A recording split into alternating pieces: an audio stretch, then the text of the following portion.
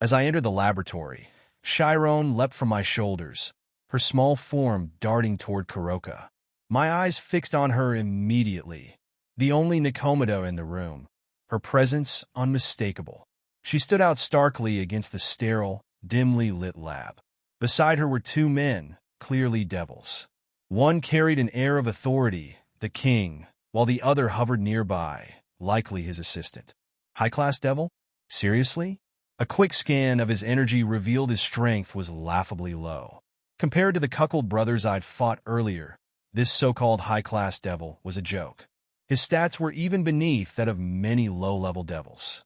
How does a devil like him earn such a title? I rifled through my thoughts, recalling what I knew about devil promotions.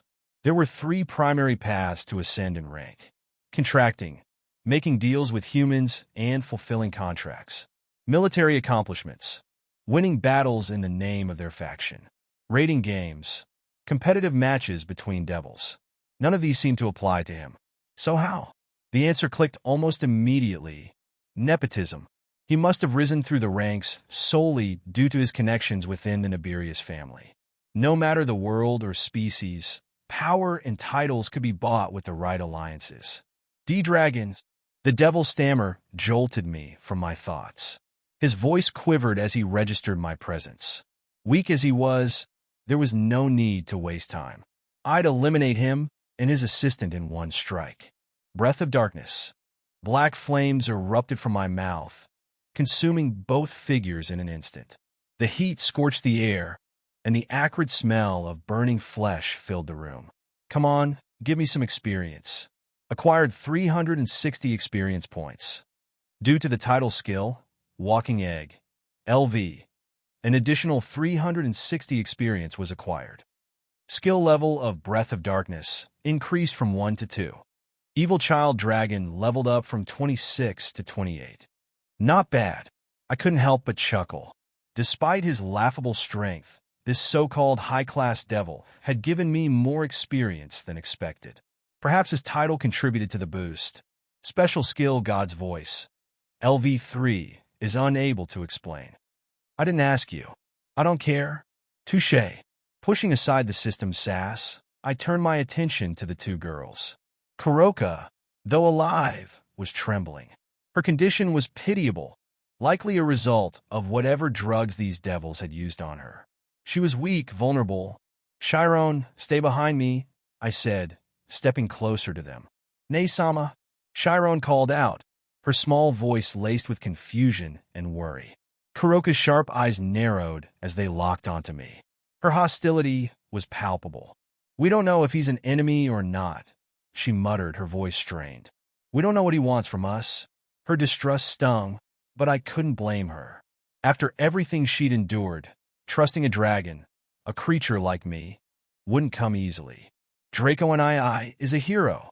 He's come to rescue us, like the heroes in your stories. Shyon's innocent proclamation made my chest tighten. Her unwavering faith in me was almost too pure for this cruel world. Koka's gaze flickered with doubt, but I saw something else, fear. I'd seen it before in myself, when my own hopes had been crushed by betrayal. Her reaction was understandable. Still, I needed to earn her trust. I stepped closer, my movements deliberate, non-threatening. Koka instinctively retreated, her trembling form betraying her apprehension. Poor thing. You've suffered so much, I said softly, placing my hand gently on her head. Her body flinched at the touch, but I held firm, letting my presence soothe her. You're a good girl. It's okay now. Her eyes welled with tears, and in moments she broke. Sobs racked her small frame as she threw herself into my arms. The sound of her cries tore at my heart. This was no fierce warrior. She was a child who'd been through unimaginable horrors. Those devils. The thought stopped short. A nagging suspicion clawed at the edges of my mind. Something wasn't right. Why did I only get experience from one of them? Stand back, I shouted, pushing Koka behind me.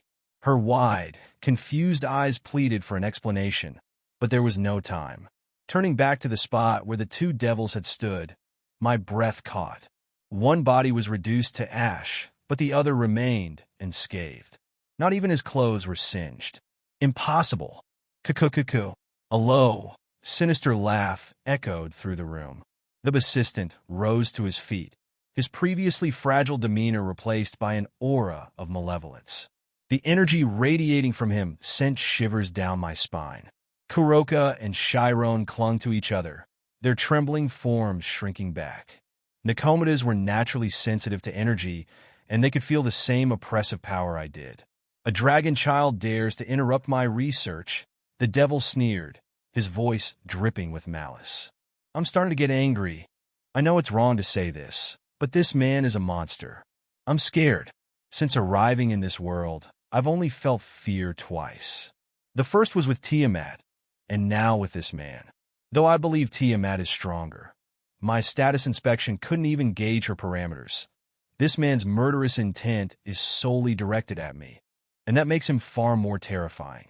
Nay-sama, I'm scared. Shiron's voice trembled. Don't worry, Shyon. One Ichan will protect you, Koka reassured her, though I could hear the fear in her voice. Gritting my teeth, I realized there was no running. I had 2 little girls to protect. You two run, I shouted. But, run. I'll take care of him. Koka hesitated, glancing back at me. Do you trust me? I asked, meeting her gaze with as much sincerity and determination as I could muster. After a tense moment, she nodded and took Shiron's hand. Shyon, let's go. They bolted for the door. Where do you think you're going? The man snarled. Before he could reach them, I somehow found the speed to intercept him. But I wasn't fast enough to dodge his counterattack. Boom! A powerful blow landed on my stomach, sending me flying. Blood spilled from my mouth as I crashed into the ground. Level of resistance skill, Dragon Scale, increased from 3 to 4. Something good amidst this mess. Without that skill, I'd likely be dead. Draco and I. Shyon cried, tears streaming down her face. I forced a smile, trying to reassure her. I'll be fine. Just go. Koka dragged Shyon toward the exit, but not before I caught a glimpse of her trembling shoulders. Do you think you can save them? The man taunted, his voice dripping with malice. My head swam from the earlier blow as he advanced. Bang! Another hit landed, though this time it hurt less. Level of resistance skill, Dragon Scale, increased from 4 to 5. Good. If this keeps up, I might survive a bit longer. Who are you? I asked, trying to stall for time. The girls needed every second to escape. The man paused, a smirk creeping across his face. Why should I tell a lowly lizard my name? Lizard? What was this guy talking about? But, he continued, you're going to die anyway, so I suppose it wouldn't hurt. My name is Felix Trueblood, a servant of Demon King Vlad and head of the Vampire Faction's research department. Demon King Vlad? Vampire Faction? None of this made sense to me. Felix sneered at my confusion. It's normal you don't understand. You're just a lizard after all. Now, let's have some fun before you die. He lifted his leg and struck again. Bang! Level of resistance skill, Dragon Scale, increased from 5 to 6. I couldn't help but laugh. What's so funny? Felix demanded, narrowing his eyes. Your punches hurt less and less, you idiot. His pupils shrank as realization dawned. Do you have a system? My eyes widened. How did he know about systems? His manic laughter interrupted my thoughts. A dragon child with a system? Ha! Fate must love me. His expression twisted with glee. I'll change my mind. I won't kill you. The leaders want you alive. Panic surged through me. How did he know about my title? My mind raced, but my body refused to move. Felix loomed closer, his malevolent aura pressing down on me. At least Shyon and Koka were safe. That was my only solace. Level of title skill, Relief Spirit, increased from 4 to 5. Goodbye, God's voice. This second life was short-lived. Drip, drip. A strange fluid splattered onto me. Before I could process it, a familiar voice cut through the tension. You're as arrogant as ever, Felix. Felix's head snapped up. It's you, Tia. I murmured, hope rekindling. A heavy thud followed, and the oppressive aura vanished. Gentle arms wrapped around me, their warmth unmistakable. You can open your eyes now, Draco. It's over. Tiamat's soothing voice reassured me. Tia. I tried to look at her, but my body refused to cooperate. My eyelids felt impossibly heavy. Let's go home, she said softly. Yes, I whispered as my consciousness faded. Level of title skill, Path of Evil, increased from 2 to 3. Level of title skill, Tiny Hero, increased from 2 to 3. Not in the mood for jokes, system. Hey everyone, Quantum Audiobook here. Sorry for interrupting, but if you're enjoying this content, please consider subscribing to the channel. Also, feel free to share your thoughts on this novel in the comments, and don't forget to like the video. Two girls with cat ears and tails were running through the corridors of the underground laboratory of the Nibirius mansion. Nesa, the younger one, with white hair and golden eyes, asked the older one, with black hair and golden eyes like the younger one. Yes. Is Draco and I going to be all right? He's not going to die, is he? That one Sand said she was going to save him, right? Koka didn't respond immediately. She, like her sister Shyon, hoped that the dragon who had come to rescue them might come out alive. She prayed to God, however much pain he was causing her because of her condition as a devil, for the safety of her hero. But she wasn't sure that Draco would make it out of there alive. Koka had felt it, that nauseating energy that man gave off. He was too strong. There was no way Draco could beat him. If she could use Senjutsu and Yujitsu right now, at least she could have stood up to that man. But Koka couldn't use it. Her beloved king had already made sure she couldn't use it with the medicine he had forced in her. She was now using all her willpower to escape with her sister. Koka could only place her hopes in the blue-haired woman she had met on the road as they fled. Soon they were out of the Nibirius estate. It is done. The nightmare is over, Koka said as she looked outside. How many years had passed since she had last seen it? She held her younger sister tightly in her arms, holding back the tears that threatened to well up. Suddenly, Koka became alert. She sensed a power, no, two distinct powers, and both far stronger than the man who was fighting Draco. She turned and saw two magic circles.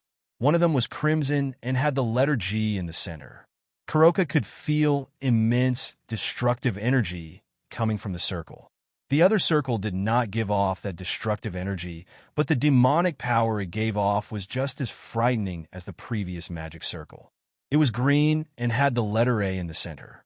Get behind me, Shyon. Two men came out of the magic circles. The man who came out of the crimson magic circle was a tall man who seemed to be in his early 20s.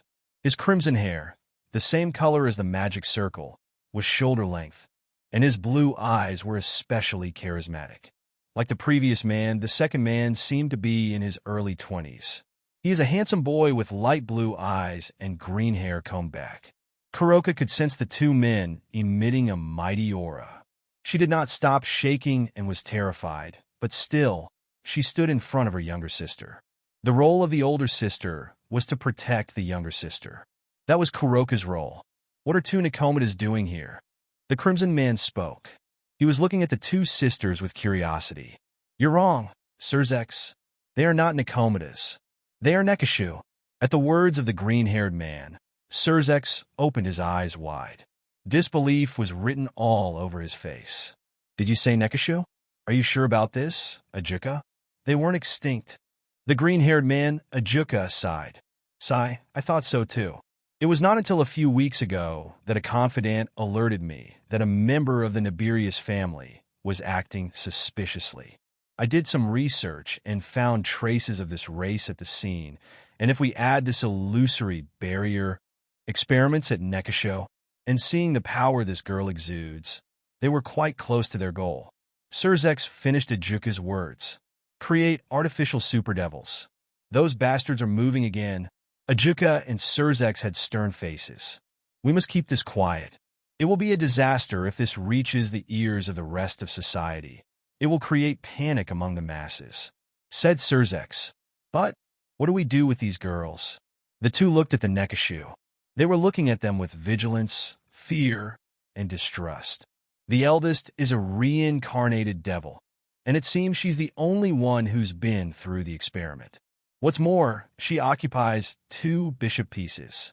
The little one is still a pure yokai, Ajuka informed Surzex. The younger one can go to my sister's peerage, but I can't do anything for the older one. My sister has already spent one of her bishop's pieces, and this girl takes up 2 pieces. Surzex looked at Ajuka. His friend and rival was one of the smartest in the underworld, and he was sure that the current Beelzebub could find a solution for her. And what right have you to decide the fate of these 2 girls? A cool, cold, undoubtedly female voice came from inside the mansion. A delicate and beautiful woman came out of the mansion. She gave off a cold aura that froze the atmosphere. Tiamat. The 2 devil kings looked at the woman who came out with a dragon in her arms. Although the dragon was bigger than her, Tiamat carried it effortlessly. So, what should the Nekasha do? Surzex asked her, who had smiled at Tiamat again. It's simple. Let them say what they want to do, Tiamat answered. Tiamat then looked at the 2 cats. What do you want to do? Koka looked at Tiamat. She saw that Draco was fine and felt relieved inside. I want to go with Draco and I. Shyon. Shyon spoke before Koka could say anything. Wasn't it the big sister's job to make the crucial decisions? But she wasn't against what her sister had said. The other 2 devils' plan was to separate the 2 sisters, and that was something she wanted to avoid unless there was no other option. On the other hand, she felt that going with Draco was the best option she could have. Koka remembered the determined look of the dragon as he shouted at them to flee. The thought of him willing to sacrifice himself for them only made her heart race. It is decided, you 2 are coming with me. Tiamat smiled and approached the 2 Nekashu. Don't you take our opinion into account? Tiamat? Surzex told her with a smile that wasn't a smile. Since when do I need your opinion? Tiamat gave him back a smile that wasn't a smile. The 2 looked at each other intensely until, clap, clap, clap. Let's go, Surzex. Surzex looked at Ajuka and nodded. The crimson magic circle reappeared under his feet, and he disappeared. Ajuka didn't disappear right away and stayed a little longer. He has become much stronger. Yes, Tiamat nodded. Ajuka looked at the dragon in Tiamat's arms for a few more seconds before it disappeared. Seeing that the 2 had gone, Tiamat transformed into her dragon form. She placed Draco on her back carefully. Get on my back, she said to the 2 sisters. They both looked at each other. Yes. Where am I? All I can see is a white world. There's no sky. There's no ground. There's nothing at all. Am I dead? No, when I first died, I didn't end up in this place. Although I don't know if I can count my first death as a normal one, I doubt that all the dead will show up in front of that damn goddess. But if so, what is this place? At last we meet. Boy. Who's there?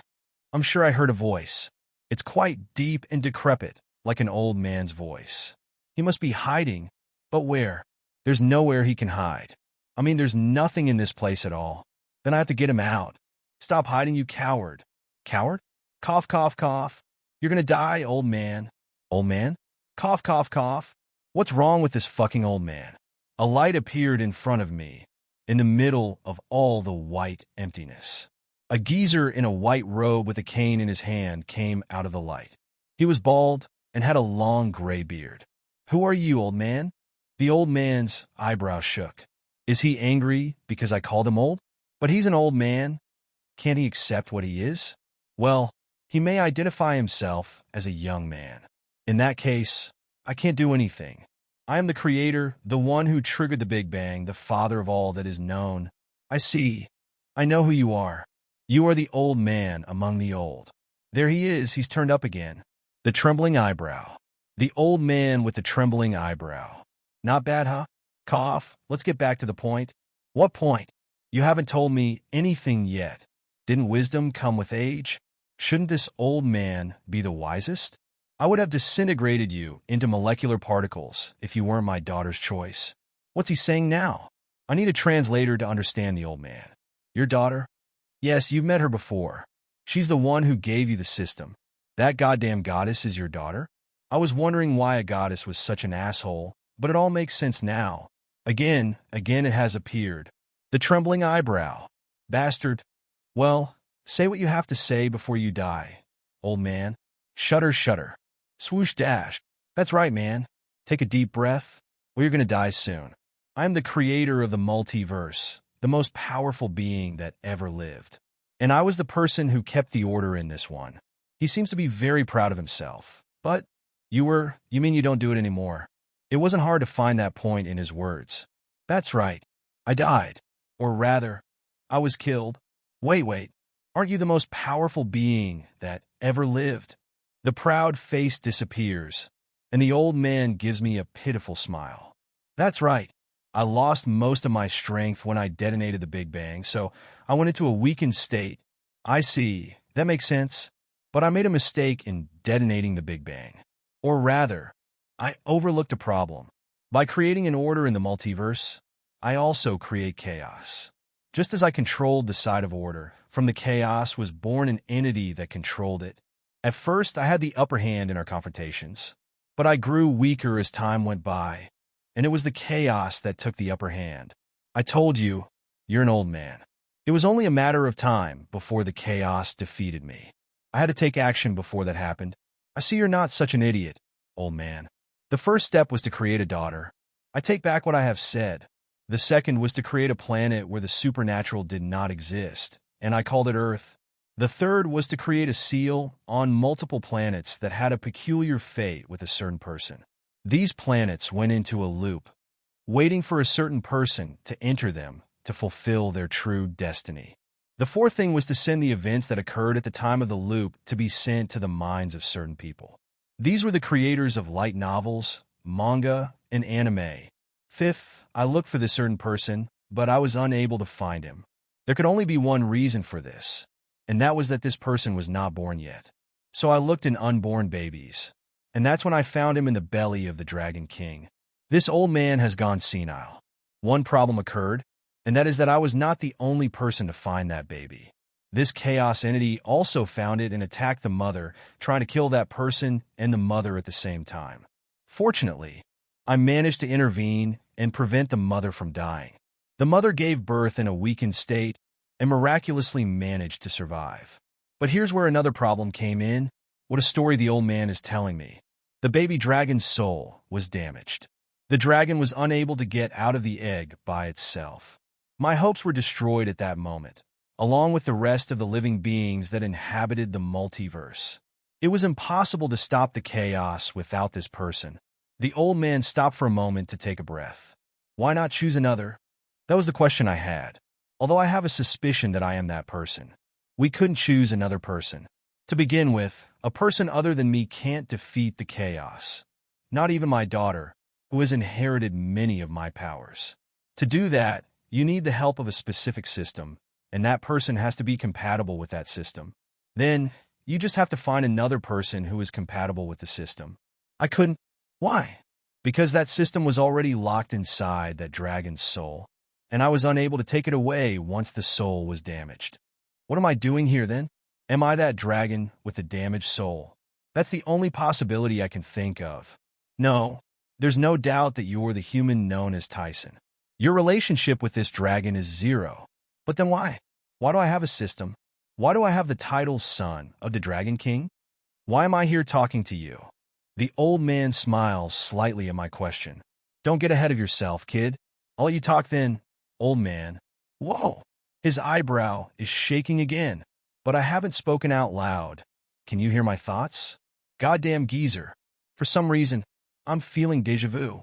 With the damaged soul of this unborn child, who wasn't dead, but wasn't alive either. All our hopes were dashed. There was no way to wake the child. It was impossible to recover the damaged soul pieces. That's as far as I've come, old man. That's why I used some of the little power I had left to force a connection with the damaged soul. That connection remained open until a person compatible with this child's soul appeared. And this is where I come in. And this is where you come in. I'm a genius. The plan I had devised was to send the chosen one to this planet devoid of supernatural beings, where he would learn about the history that occurs in these looped worlds to use that knowledge to his advantage. Since we could no longer follow this plan, we decided to take a human from that world who had knowledge of those worlds. Do you see it, Mom? Watching these silly cartoons had a meaning, after all, but there were still thousands and thousands of years before that time came. In fact, I don't know how long it's been since I lost my life. So I delegated that mission to my daughter, And she chose you. I thought so. But a normal human couldn't handle the intensity of a dragon's soul. So I created a second system. That's the system you've been using until now. There are two systems? Wait, man. Are you telling me my soul has been merged with someone else's? The old man nods. Fucking old man. So, what do I have to do now? Save the multiverse? The old man nods. Fucking old man, let me finish my story. No, you're boring me. After finishing all the preparations, I prepared to fight the chaos. After a hard battle, which lasted for days and nights, I managed to defeat this entity. With my last forces, I sealed my consciousness in the system that lay within the damaged dragon's soul. You defeated it but did not destroy it. Very cliché, right? I couldn't destroy it completely. Rather, it is impossible to annihilate it, not even in my prime. That's got my attention. Not even the most powerful could destroy that enemy. Wait, doesn't that mean I can't get experience points from that enemy? I just lost all interest in this subject. You may be wondering why it can't be destroyed. No, I'm not wondering. I don't care at all. That's because no matter how many times you destroy it, it's going to come back. Over and over again. It will always be like that until the end of days. As long as there is order, the chaos will be with you. It is the fate of the multiverse, the struggle for perfection, half order, half chaos. Chaos fights to end order, and order fights to end chaos. It is the struggle for balance, a balance that can never be achieved because of the constant conflict between the two poles. That's a deep thought, isn't it? Are you sure you're not just talking nonsense, old man? After she died, my daughter took my place. But her power wasn't enough, so the multiverse was divided into 3 different regions. The human realm, occupied by humans and ruled in the shadows by my daughter. The dragon realm, ruled by the dragon king. And the dark realm, a chaotic land without a light ruler where the dark forces live. I think I have to interrupt the old man before my head explodes. Old man, weren't you dead? How the fuck do you know so much? The old man's eyebrow is shaking again, but I don't care. I need a little time to digest everything he's told me. That's because I'm omnipotent. Cut the crap. Cough, cough, dash. In the end, the old man is going to die. A dead man can die? That's an unusual topic. My daughter told me while performing the process of merging the 2 souls. Besides, I can tell you that I've seen everything you've done since you were reincarnated. What? I must say you're very foolish. I mean, the system clearly said that you were very appealing to humans when you were a baby dragon, and you went straight to them. Are you a masochist? Fucking old man, I know I made a mistake, okay? You don't have to put your finger on it. And then you risked your life to save the human. You really are a masochist. If it's not because that little girl saved your life, the multiverse would have ended. Little girl? Are you talking about Tiamat? Is she a little girl? She should at least be thousands of years old, right? Well, I'm standing in front of the oldest person of all. I guess we're all children in front of him. Besides, that vampire you met. Oh, the man who almost killed me again? He was here to look for you. If I'm not mistaken, he was an ally of the chaos. If I am not mistaken, he is an ally of the chaos. That's what the old man said, but what do you mean, an ally of the chaos? I can't understand it. The chaos goal is to destroy the multiverse. Why would anyone support it? What do they gain from that? People who only seek destruction, who are wicked by nature. They're the ones who inhabit the dark realm. Vampires are one of the many races that inhabit that realm. And the other realms? I asked the old man. Because the human realm is under the direct control of my daughter, they fight the dark realm directly, while the dragon realm remains neutral to conflicts on both sides. That's a pretty short explanation, considering all the crap he's thrown around before. Anything else? It doesn't look like the old man is going to talk anymore, so I'm asking him to get some information out of him. I'm sure the situation is more complex, but my daughter hasn't told me anything else about the situation in the realms. That's something you're going to have to figure out for yourself, kid. Are you serious? Can't you be a little more responsible, man? Do you have anything else to tell me?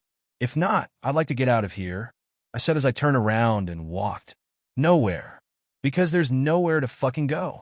This white world with nothing in it and this damn old man makes me want to die once more. How the fuck do I get out of here?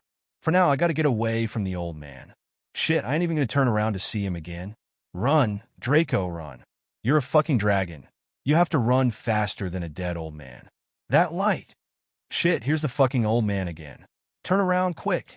Run, run, run. Again, the fucking light. You can run all you want. You'll never find your way out. Fucking old man. You still have business with me, don't you? Come on. Finish quickly. I'm tired of seeing you bald, old man. There it is again. Let's stop laughing at the old man's eyebrow now. Boy, you really know how to drive me crazy. Yeah, sigh. You don't have any respect for me, do you? Even knowing that I'm the creator, aren't you afraid I'll kill you? You're not going to kill me. You need me. The old man opens his eyes and mouth wide. He opens and closes it several times before laughing out loud. Ah, how unexpected, how unexpected. I'm fond of you, guy. Just for that, I'm going to grant you a wish you've been asking for a long time. Some of what he said seems a bit gay. What wish? You'll know when you wake up? Hey man, what's with that perverted smile of yours? Now, do you remember the first system I told you about? The system you gave the dragon, right? The old man nods. Yeah, that's the one. Now that you mention it, why don't I know anything about that system? If I remember correctly, the goddess, her daughter, told me she was going to add some fate to the system. Does this system have anything to do with Naciverse? The first system bases its power on the path its bearer, you in this case, chooses. You have chosen the path of killing to gain experience, so your evolutions and skills will be based on the evil path. I have not chosen that. You haven't? Then it must have been my daughter playing with the system. Goddamn goddess. Even if that path is called evil, it doesn't have to be. For example, you can kill your enemies who are trying to kill you. Still, by doing so, you'll already be entering the evil path. The other way would be the right way, which would consist of defeating but not killing the enemies who are trying to kill you. That's just stupid. Almost as ridiculous as me trying to think that humans would treat me right, knowing that I was a delight to them. To me, that path is one of hypocrites and idiots.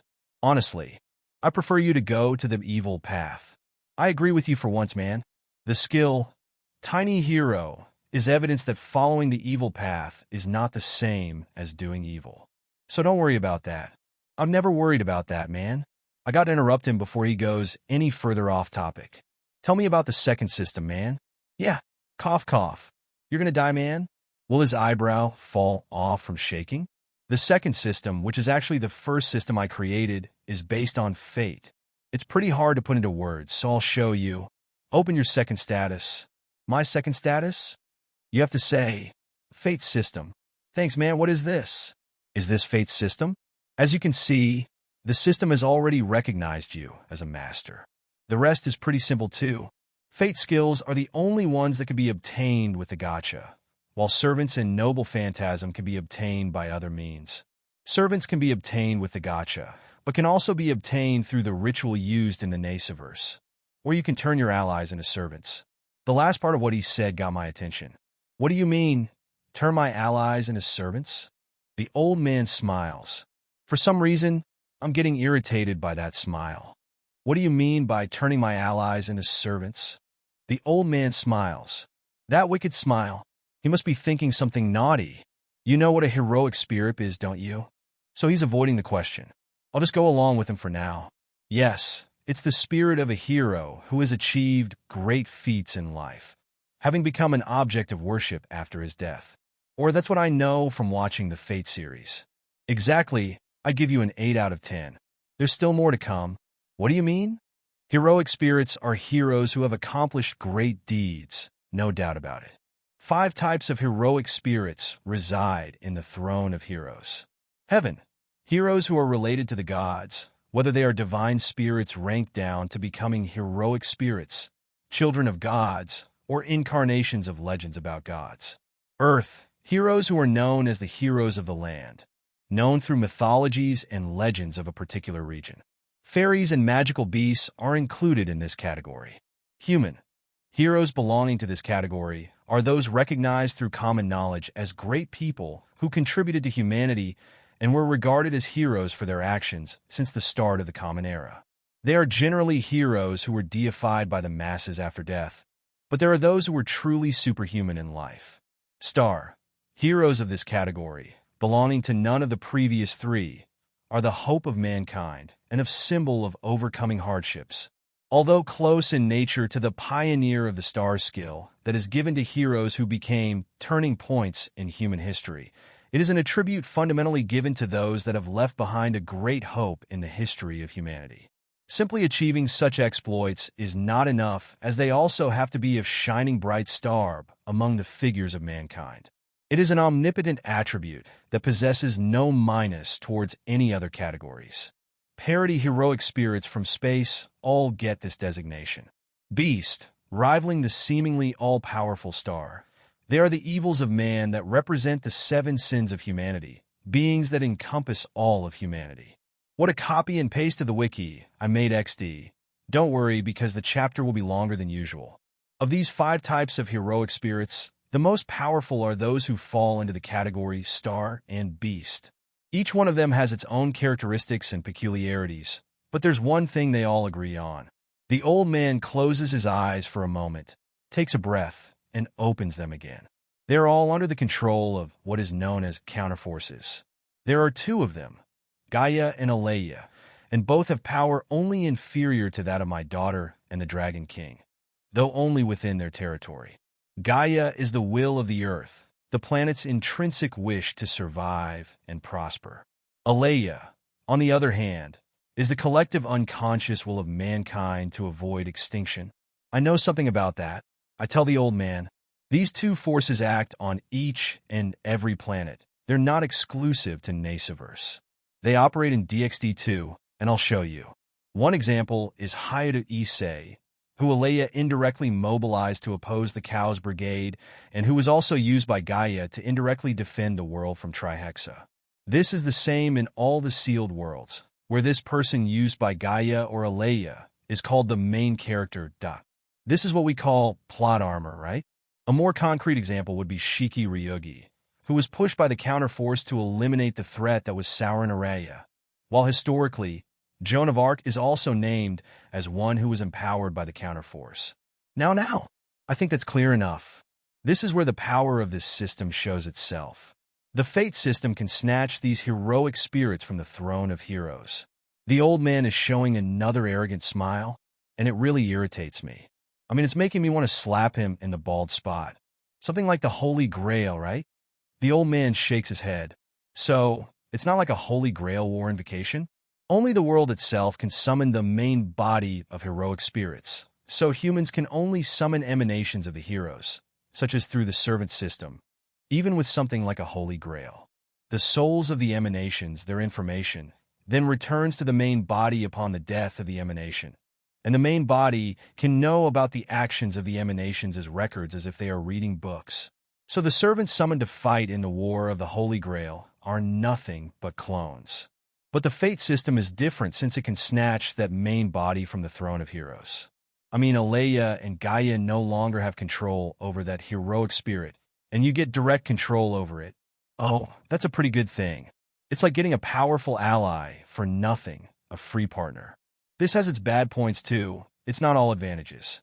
If the heroic spirit died before, it went back into its main body. But the heroic spirits you invoke will go nowhere when they die. Their life will be extinguished in nothing. Do you understand what I'm saying? The same thing happens if you die. They will die too. Yes, I understand. The old man nods with satisfaction. Good, very good. As expected from my daughter's chosen one. I think it's my eyebrow that's shaking now. You still haven't answered my question, old man. Question? What question? Well, I'm going to explain about the fate points. What do you mean by turning my allies into servants? Answer me, old man. It's quite simple. If you have someone's consent, you can make him or her a servant. He won't have the power boost of fame, since he's no myth or hero, but his power will be increased according to the parameters of the class you choose. I think I got it.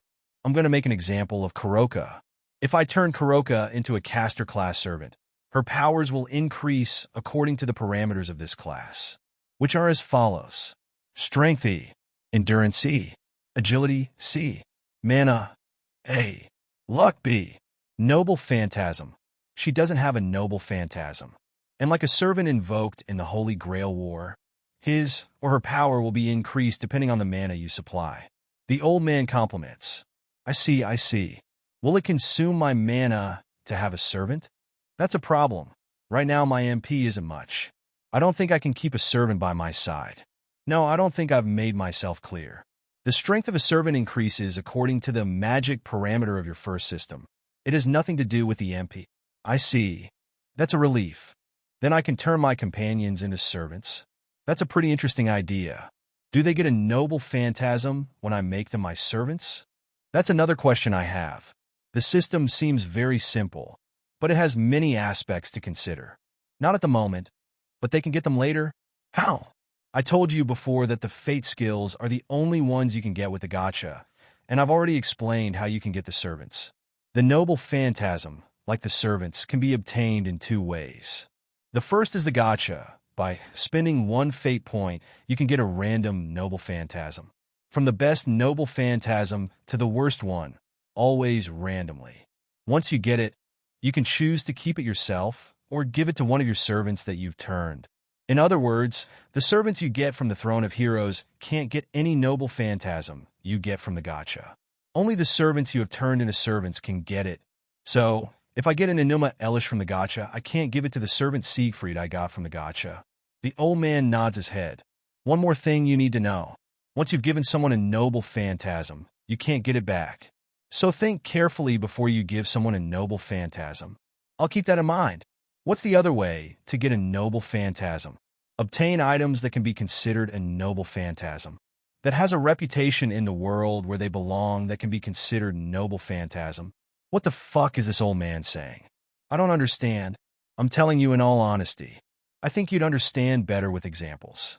In DxD, one example would be sacred gears, more specifically Longinus.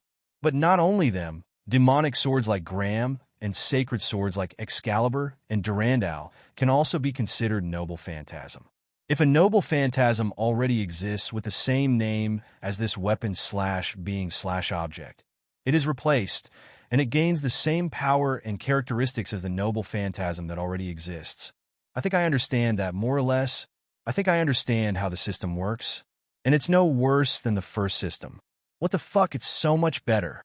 With this system, I can get an army of OP characters, and I can turn OP characters into even more OP characters.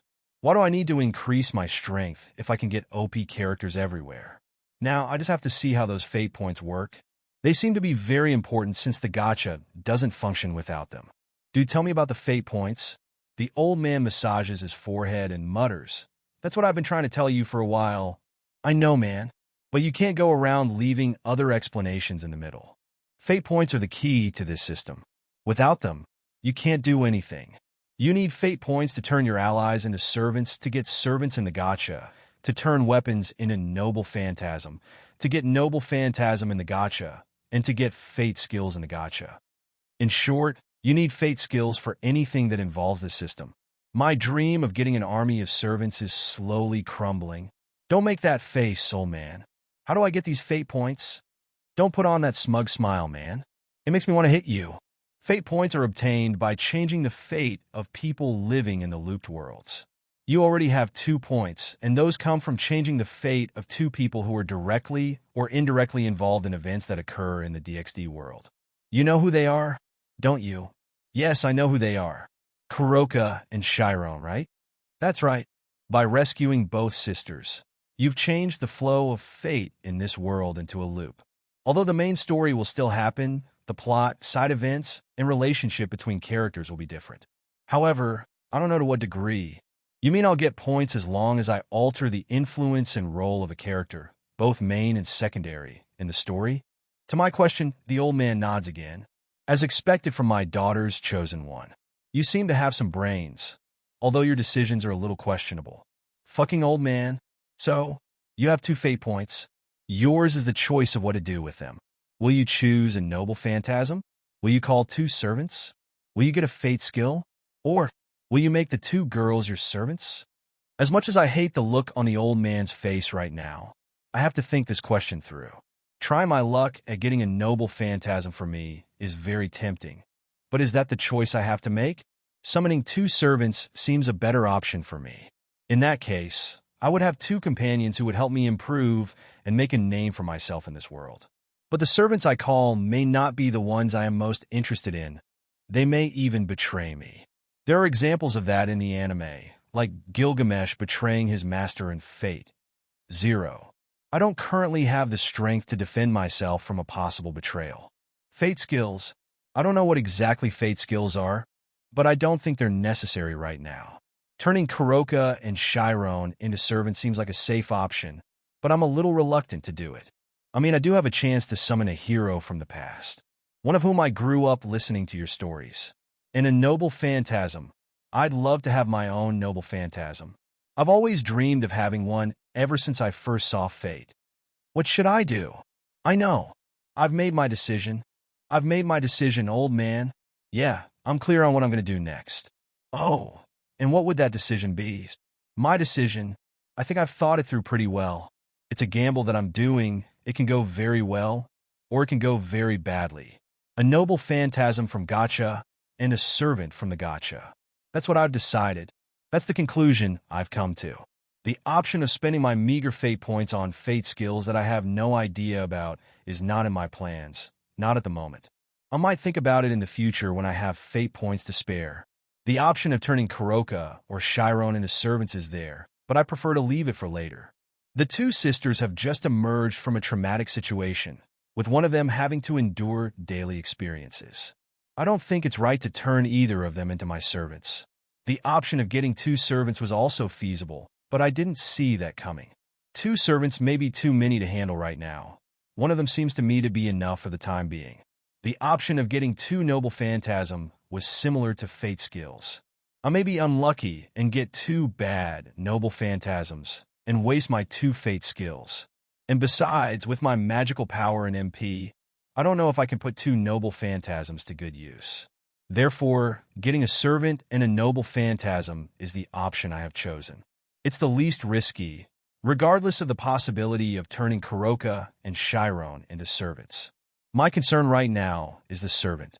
There is no Holy Grail war in this world, so I am not sure what your reaction will be when you are summoned. If the servant is hostile to me, I always have Tiamat at my back. I doubt that a servant, whose power is relative to my magical power, is stronger than Tiamat. As long as it is not Gilgamesh who is summoned, I think I am safe. Perhaps these concerns are unnecessary. I'm taking over his main body from Throne of Heroes, which many probably wouldn't want to enter. I'm giving that servant a new life. I anticipated that choice. The old man nods his head. Well, I'm going to invoke the noble phantasm first. If I'm lucky, I may get to defend myself with the noble phantasm from a rebellious servant. You're going to spend one fate point at the Gacha to get a noble phantasm. Are you sure of your decision? Is that you, God's voice? Okay. Don't answer if you don't want to. I'm sure. One fate point used noble phantasm summoned in 3, 2, 1. A bright light appeared in front of me, and from there it appeared nothing. Nothing appeared at all. Hey man, you're playing with me, right? I just spent one fate point for nothing. I feel ripped off. Hey man, say something. Why do you have that pensive face? So this is the noble phantasm that you've got. That's a problem for you, since you can't use it yet. What do you mean, old man? The noble phantasm obtained from the Gacha is Phoebus Catastrophe. Phoebus Catastrophe? Atlanta's noble phantasm? I can see why the old man says it's a problem, since I don't have a bow, and I don't know how to use one. Even if I could use a bow, I don't think a standard bow could withstand the noble phantasm.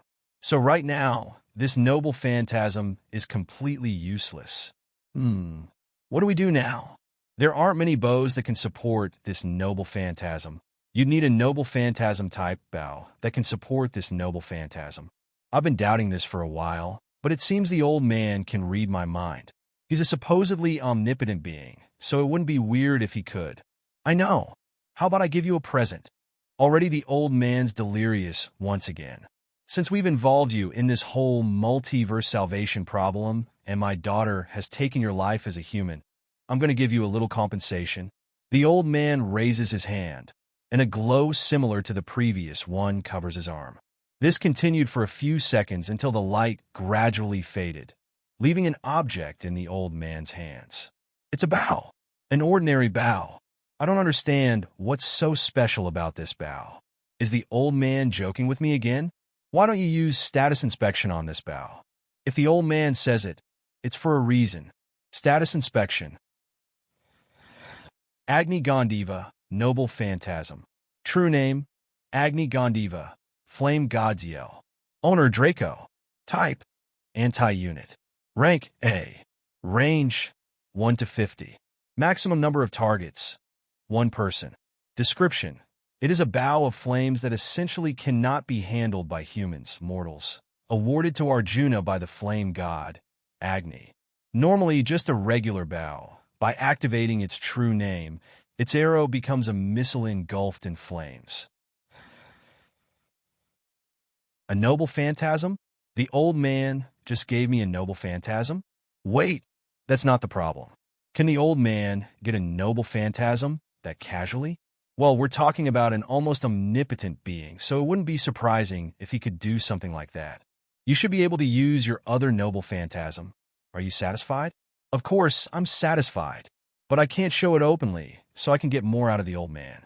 I can't say I'm not satisfied, but considering all I've suffered because of your daughter. There it is again, the eyebrow. Don't try to chew more than you can eat, kid. Thank me that I've been generous enough to give you this noble phantasm and get out of here. But I have to insist, I have to try to get more out of the old man. No buts or shits. I've put up with you long enough. Get out of here. No, not yet. Shit. My conscience is fading once again. What about my servant? I ask with what little strength I have left. With what little sight I have left.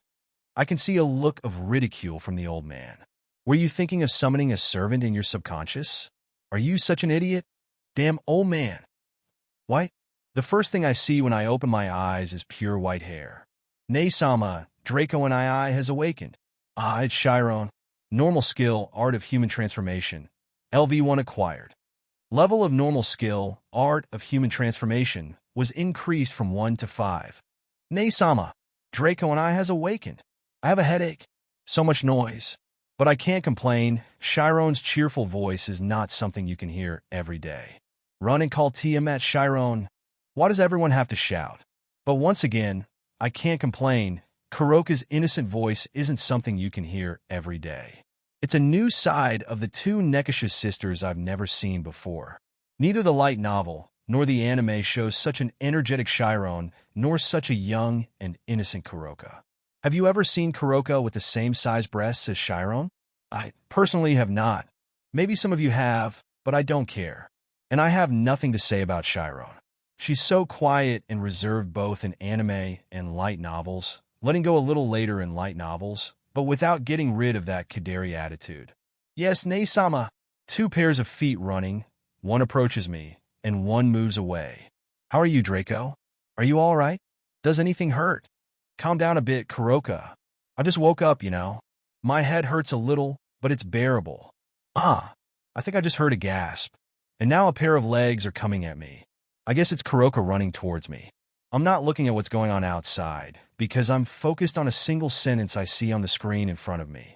Normal skill, Art of Human Transformation. LV1 acquired. Level of normal skill, Art of Human Transformation, was increased from 1 to 5. My mind is just focused on this thing. To my mind come the words the damn old man said to me as we talked in that white world. I'm fond of you, so I'm going to give you a gift. It's something you've wanted since you were reincarnated. Fucking old man, not only do you give me a noble phantasm, but you give me this gift. I don't know how to thank you. Don't thank me. Just fulfill the mission for which you've been chosen. I think I just heard the old man speak in my mind. Seriously, old man, I appreciate it so much that I hear your shitty voice in my head. Who do you say has a shitty voice? Fuck. Draco. I was lying on the floor, and I got up out of the blue when I heard the old man's voice a second time. It's okay. I just remembered something I shouldn't. I'm sorry, Kuroka. I can't tell you an old man is talking in my head. Do you have a problem with me? Shut up. Are you all right? If you still have a headache, you can... I can't. What's with that embarrassed look on Kuroka's face? Is Kuroka blushing? Is it serious? I feel so lucky right now. Kuroka's playing with her fingers as she tries to recite her next words. You can lie down on my lap. I'd love to. My head still hurts a little. Then come. Rest on my lap. Naya. Yeah, trying to be melodramatic always works. I knew you were stupid, but you're also despicable. Shut up, man. No one's asked for your opinion here. Koka sits down and pats her lap, telling me I can lie down in it. Here I come, my dear Koka-chan. Draco, have your parents ever caught you drinking alcohol when you were still underage? Or smoking? That chill that runs down your spine? The body freezes? That's what I'm feeling right now. Yeah? I turned my head and saw that beauty with the crystal blue hair. That woman I fell in love with at first sight, and who has made me her adopted son temporarily until I reach a strength greater than hers. You have awakened. I am. She threw herself at me and held me tightly. Hey man, tell me, am I dreaming? No, I assure you that everything is real. I love this feeling. The heavenly tits of Tiamat pressed against my chest. It's a feeling I can never forget. No matter how much time passes, I can always remember this. I could die right now, and I would die without remorse. You can't die now. I know, man. That's why, as much as it hurts, I have to stop Tiamat. Tia, you're drowning me? I've never paid any attention to it. But being able to breathe isn't so bad either. It's not fair. I agree with you, Shyon. We can't compete with it right now. What are these two saying? Well, it's not too hard to guess. I just have to follow the look on the two sisters' faces so I can see what they're referring to. Yeah, they're the same weapons that nearly drowned me to death. Tiamat's pair of heavenly tits are invincible to both Nekishu right now. But don't worry, my dear Nekishu. Give it time, and your tits will be able to rival Tiamat's. Despicable. It'd be nice if it was a Tsundere girl who said that, but it's not cool if it's an old bald who says it. Who are you calling bald? But you don't deny you're old. Bastard. Okay. For now, I have something to do right now. I have a servant waiting to be summoned. But first, I'm going to ask God's voice to show me the details of my first noble phantasm, Phoebus Catastrophe. My first servant. I'm going to get my first servant. I'm not going to lie. I'm feeling a little excited right now. I mean, I can get a very overpowered servant right now. Anyone who's ever played Fate Grand Order could feel the same excitement as me right now. I haven't played FGO very much, but my excitement won't lose out to those who invest their salaries in the mobile games Gacha. Which servant is going to be called? There are many possibilities. From Jalter, Jean Dark Alter, for the ones who doesn't play the game. Artoria Alter, Gilgamesh, Siu Chulin, Alter, Zhuge Tamamo no Me, Okita Suji, Scat Hack, etc. There are so many good servants. It would be terrible luck for me to get a useless one. Although in my present situation, I doubt there are any that are totally useless. And as for my personal preferences, I'm not going to lie to you. I'd rather have a girl than a guy. Even if I'm a dragon, I'm not like Ophis who lacks gender. I'm a man, and I'm proud of it. As a man, I have lust. Come to think of it, my lust seems to have been unleashed since I came into this world. I don't remember being such a pervert in my past life. Not that I remember much about it. A certain goddess took care that I didn't. But seriously, it's a little annoying to notice that Tiamat's tits turn me on so much. Especially when it gets to the point where they distract me too much. I have to train my mind so that this doesn't happen again in the future, at least not that much. Although I see it as unlikely to happen, I don't think it's wrong to try. Right now I'm sitting with my back against a tree. A few meters in front of me is the lake where I saw my appearance as a dragon's egg almost 30 chapters ago. Koka and Shyon have gone with Tiamat to hunt a few monsters for dinner. I had offered to do so, as I did not want the two Nekishu to have to do so, but both sisters had steadfastly refused because I needed to rest. You risked your life to save Shyon and me. We have nothing to repay you for this favor, so we will repay you with our lives. From now on, we will follow you and pay our debt little by little. That's what Koka said before she left with Shyon. I wanted to refuse again, but one look from Tiamat was enough to make me back down. I'm hesitating as I watch the skill the old man has given me. Art of Human Transformation, LV5. This was the skill that God's voice had told me about before I evolved into my current form. Since I had seen that some evil dragons had managed to get this skill, I was hoping to get it too.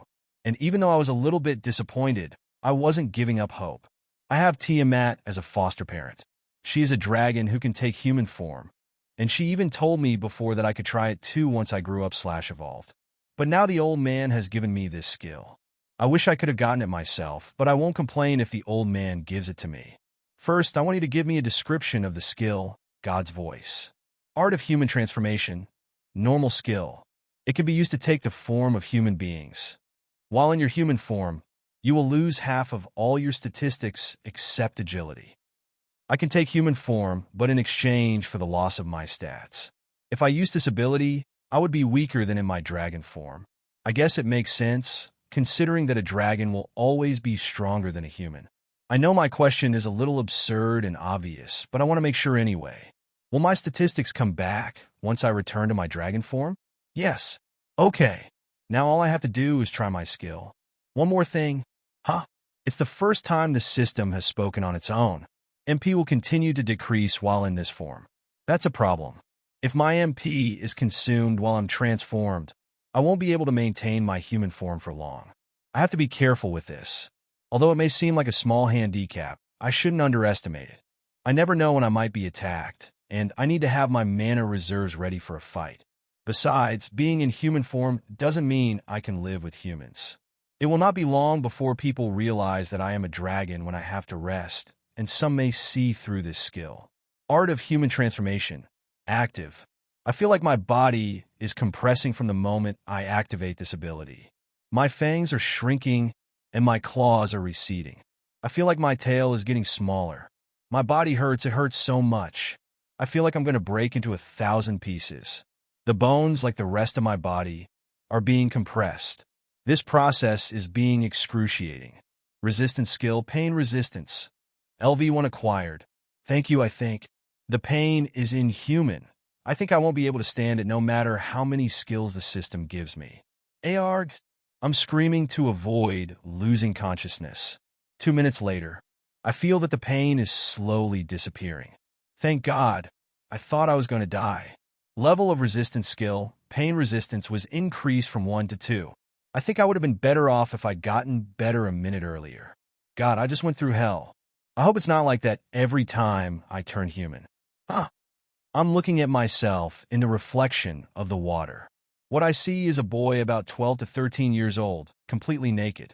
It's not a human child, as there are still many traces of a dragon in my body. I think it would be better to call him Dragonkin. No, you can't call it Dragonkin either. It would be better to call myself a dragon-human hybrid. The boy I see at the lake has wild hair that's a similar color to my dragon-shaped scales. The pupils are the same color as coal black. 2 horns of a lighter black color come out from somewhere in that pile of wild hair. The skin on the face is a pale white color that contrasts with the color of the child's hair and eyes. From the boy's lower neck, small scales begin to appear, covering the boy's chest and abdomen and extending down both arms and legs. The scales disappear when they reach the child's wrists and ankles, as well as in the crotch and pubic area. There are no wings on the back anymore, but there are still scales that cover the entire back and a tail that protrudes from a little above the anus. The scales also cover the forearms and the end of the boy's legs, stopping once again when they reach the wrists and ankles. It's not as big as I expected, but it's bigger than the one from my previous life. I murmur as I look at little brother. I missed you, little bro. I'm playing with my human dick with my human hands. I miss this feeling. When I'm in my dragon form, I also have a dick, but the feeling is different from a human. I feel pleasure when I touch it, but a human dick feels much more comfortable. I say this from experience. Kaya. Don't look, Shyon. What are Koka and Shyon doing here? Wait, did they just see me touching my dick? Shit. This situation is very uncomfortable. The 2 sisters I saved yesterday just saw me holding my dick. Shyon, cover your eyes and step back. The little girl does everything her big sister tells her and covers her eyes with her hands. Who are you? You pervert. What's going on? Who am I? Yes, who are you? What are you doing here? It's obvious, isn't it? I live here. Will you stop joking around? Koka, why are they acting like this? Right, I know. Seriously, how can I be such a jerk sometimes? She's acting like this because I'm in my human form. But can't you recognize me by my voice? Koka dash. How do you know that name? Hey, what's with this killing intent directed at me? Who sent you? It's those damn devils. You want to catch us again? Misunderstanding. This is a dash. Don't think I'll believe the words of a devil's dog. My sister and I have already suffered so much because of your words. Koka is shaking with rage. This is bad. If this keeps up, it can't be. It can't be. I can't believe it. This is impossible. I don't want to believe it. Koka can fly, and I can barely get up a couple of feet before I hit the ground. Let's get serious. What is this monstrous magic power? It even surpasses the vampire that almost took my life. The rest of the statistics are still lower than the vampires, but they're much higher than mine. There's no way I can beat Koka, especially now that I'm in my human form. And now that I'm in my human form, they're next that there's no comparison. I have no doubt that Koka is capable of killing me in 1 or 2 moves. So this is the result of experiments conducted by the Nibirius family. Indeed, they haven't achieved their goals of creating super devils, but they've come pretty close. Tiamat, Koka, Shyon and I screamed at the same time. I take a quick look at Koka's status and see, to my relief, that status. Rage has disappeared and been replaced by status. Confused? A magic power that rivals those proud ultimate-class devils. They have given you immense power, which you probably would never have achieved without years and years of hard training. And yet, I understand that you hate them to death. But you're making a mistake here, Koka. What do you mean, Tiamat? I could see that Koka was genuinely confused. Because of all that hatred inside you, you were about to attack your savior. By the way, it looks like you've taken your first step towards taking on human form, Draco. Draco and I. Shyon was so surprised to hear my name that she dropped her hands. Hello. I waved to the girls. It's great that you were able to take a semi-human form, but can you at least cover up your sexual organ? You're intimidating the ladies. Do you think I don't know? Maybe I should cover my dick while Koka goes crazy trying to kill me? Sorry. Splash. I have no clothes to cover me, so the most immediate and feasible option is to jump into the lake. That's cold. Hey, Tia, can you give me some clothes? There's a town near here. Can you come over and get a change of clothes for me? Sigh. I'll be right back. When I look again, Tiamat is gone. Seriously, how fast is that? Even now, I still can't see Tiamat's status. My status inspection can see through the statistics of Koka, whose magic power reaches the level of an ultimate-class devil. But I still can't see anything in Tiamat's statistics.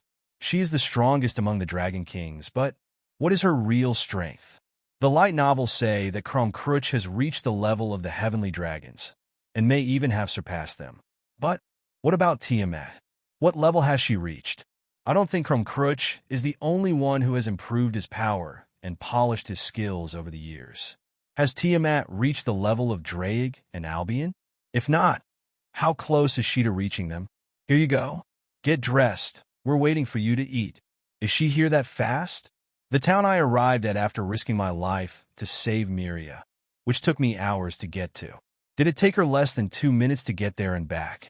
Don't be a fool, Draco. Beings in this universe can use teleportation circles. These 2 minutes must have been the time it took you to order clothes for me. By the way, these 2 minutes have been a bit awkward. Koka and Shyon haven't moved from where they were. Koka's face was flushed, and she dared not speak. She was too embarrassed. On the other hand, Shyon could see that the atmosphere was not the best and decided to keep quiet.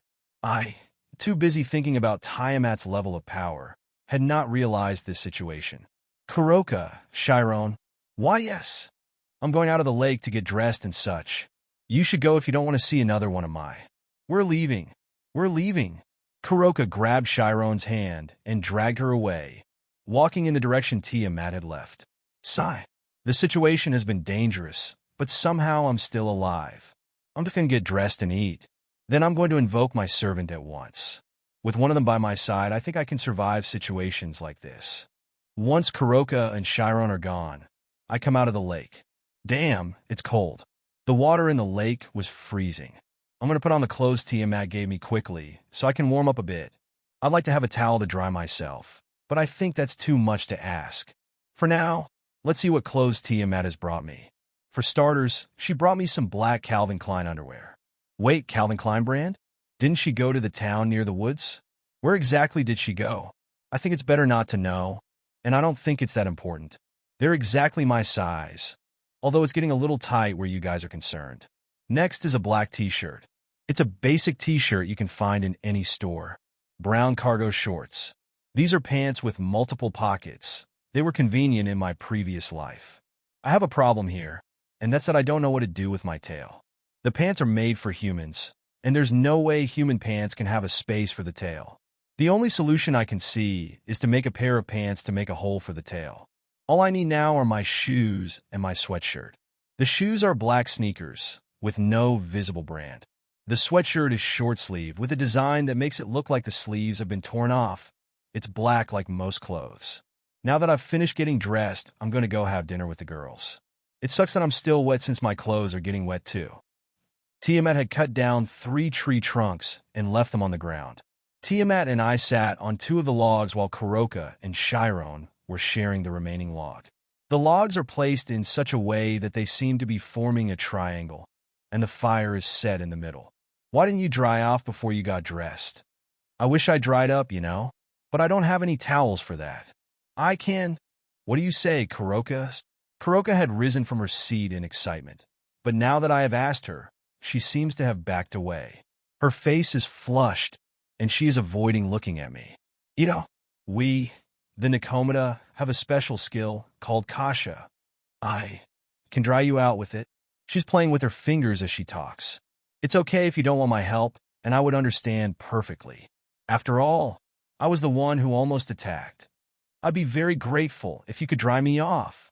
I needed to stop Koka before she continued to blame herself for a little misunderstanding. The previous conflict was no big deal, and it could have been resolved even if Tiamat were not present at the time. I understand her reaction and her hatred for the devils. And although I don't know what has led to such an overreaction, I do have some idea why she has reacted this way. Okay. Koka rises from her seat and approaches my side of the campfire. She sits down next to me. She's a little stiff. Koka. Yes. She was a bit startled, but soon closed her eyes and concentrated. After a few moments, she lifted her hands and a wheel covered in black flames appeared out of nowhere. Is that Senjutsu? I asked. Yes. We Nikomatas have a unique technique called Gacha, which allows us to create these flame-covered wheels as long as we accumulate enough ki. With my current power, I can create 8 of them at once. She moves her arm a couple more times, and another 7 wheels of black flame were summoned. Aren't Kasha's flames white? I have seen many Nikomatas in my life, and many of them knew how to use Gacha, but none of them showed black flames. Tiamat asks Koka. Koka does not answer immediately and concentrates on circling the wheels around my body. I can feel my body drying up. My Gacha used to be white, and it contained the power of purification. But it lost that purifying power, and the color turned black when the experiments began. My Gacha can no longer consider herself as such after losing her purification. I can feel the anger, the hate, and the pain in Koka's voice. But they are beautiful. The flames are beautiful. They may have lost their purification, but they are still warm. I don't know what your Gacha was like before she went through that hell, but I don't think you should dwell on what she was and accept what you have now. For my part, these dark flames make me feel warm on the outside and warm on the inside. I tell Koka what I think from my heart, and I swear my intentions are pure. I don't know how the DxD Koka managed to overcome her trauma after the events in the Nibirius family. Perhaps it was because of her great love for her sister that she managed to survive and move on. I don't care how she managed it. All I see now is a 14-year-old girl suffering because some devils took away what was hers. They have sullied the purity of her Gacha. I cannot watch this and stand by. I raise my hand and hold it to her face. What are you doing? Koka stutters and protests, but does nothing to prevent my actions. Don't be silly. Let me dry your tears. With my thumb, I wipe the tears from the girl's eyes. She lowers her head slightly, diverting her eyes from mine. Is it true? Murmurs Koka. MH, do you really like my Kasha? That's what he meant by that. Yufufu, that's a funny question, Koka. We dragons never lie, since we don't need to lie. Come to think of it, it's amusing how honest we dragons can be. Even the dreaded ones who receive the title of evil dragons are honest, as they never try to hide that they are evil. What I mean, little Koka, is that if Draco says he likes it, he likes it. We always tell the truth. Yufufu, that's a funny question, Koka. We dragons never lie, since we don't need to lie. Come to think of it, it's amusing how honest we dragons can be. Even the dreaded ones who receive the title of evil dragons are honest, as they never try to hide that they are evil. What I mean, little Koka, is that if Draco says he likes it, he likes it. We always tell the truth. Tiamat is covering her mouth with one hand while she talks. Damn, she's so erotic. Koka's 8 Kasha are still spinning around me, running through every part of my body that's still wet. After wiping away Koka's tears, she's looked away from me. She is looking at the fire as she continues to move her hands to control her Kasha. She has remained silent since I answered her question, and Tiamat gave her speech about the supposed honesty of the dragon race. From the moment I met her, she has always spoken well of the dragons, and there is no doubt that she is proud to belong to the dragon race. Although she was angry with the heavenly dragons for fighting among themselves, with Drake even more for losing her treasures, she has never despised them. She has even spoken well of the infamous evil dragons, appreciating the honesty they have despite committing such evil and irrational acts. I've made up my mind. Koka suddenly jumps out of her seat on the log. She's clenching her fists, and her gaze is determined. What have you decided? I ask her. I'm curious about what she's decided. I mean, she was so quiet and shy, and now it seems like her personality has changed 180 degrees. Where did she get so much energy? Huh? Nothing. I haven't decided anything. Koka hurries to deny her words and sits hastily on the log. Unfortunately for me, Koka loses a little control over his Kasha. It burns. Excuse me. Luckily, Koka reacts in time before the situation worsens. The final result was a minor burn on my cheek, nothing serious. Resistance skill, fire resistance. LV1 acquired. I missed you. Who am I kidding? Sigh. I'm sorry. Koka was quickly apologizing. She did not stop mumbling as she held a frightened look. It's all right, it's not that bad. But I've hurt you once more. This stupid girl. There's no trace of the playful Koka who appeared in the light novels. The Kasha have disappeared because I'm already completely dried out. Koka still sits beside me, her head bowed and tears threatening to fall from her eyes. Shyon and Tiamat had stopped eating dinner and were looking at Koka with concern. I have to get Koka to relax somehow. One of the many forms of affection I have seen in the anime is rubbing the other person's hair, so I will try with Koka. Koka's body becomes rigid when I touch her head, and she looks at me with wide eyes. I give her a comforting smile, or so I try, to convey that all is well. I'm not going to waste this opportunity, and I take the opportunity to touch Koka's ears. They're so smooth and fluffy. I think I might get addicted to this. Draco, tell me. Koka's hesitating to talk. I really didn't mean to hurt you. Can you forgive me? So that's what it was. Why don't I play with it a little? I don't know if I can forgive you. That Kasha has hurt me enough. It still hurts me. I try to give a dramatic performance by covering the part of my face that Koka can see. At the same time, the uncovered eye, which Koka can't see, is winking at Shyon. Does it hurt? I'm sorry. This little girl. Shyon is holding her laughter in both hands, and Tiamat has her lips curled up. Looks like my performance isn't so bad, huh? Should I forgive you? But I've already forgiven you once. Forgiving you again without getting anything in return wouldn't pay off. Will she take the bait? Will she throw herself right on the hook? Anything. I'll do anything you ask in return for your forgiveness. She's gone straight down. I open the distance between my index and middle finger so I can see Koka's face. Anything? Yes. I'll do anything. Draco and I, that smile of yours is a little scary. Sorry, little Shyon. I didn't mean to scare you.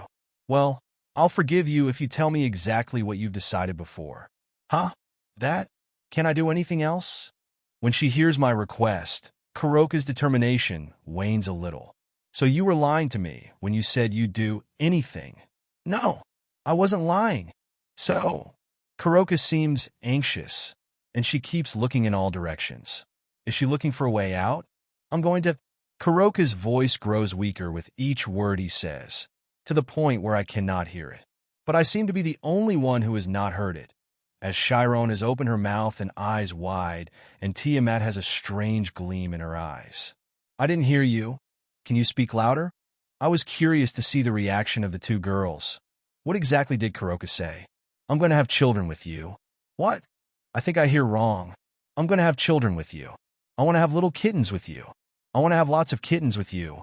No, I'm not mishearing. But there was no need to shout so loudly. Kuroka, I've gone from not listening to you because you talk too softly to almost going blind because you shout too loudly. Nei-sama, that's not fair. You can't get ahead of yourself. I'm sorry, Shyon. First come, first served. No, I want to have kittens with Draco and I too. You're too little, you can't have kittens yet. Your big sister has her period, so she can have kittens without any problem. You still have many years left. What is this surreal discussion between the two Nekashu? They deny my existence. Why don't you ask me if I want to have kittens with you? Kuroka, Shyon, you must first ask Draco's consent if you want to have children with him. In the end, you understand me best, Tia. Draco and I. Do you want to have kittens with us? Seriously? What position are you putting me in right now? You're just little girls? Of course. I can't say no.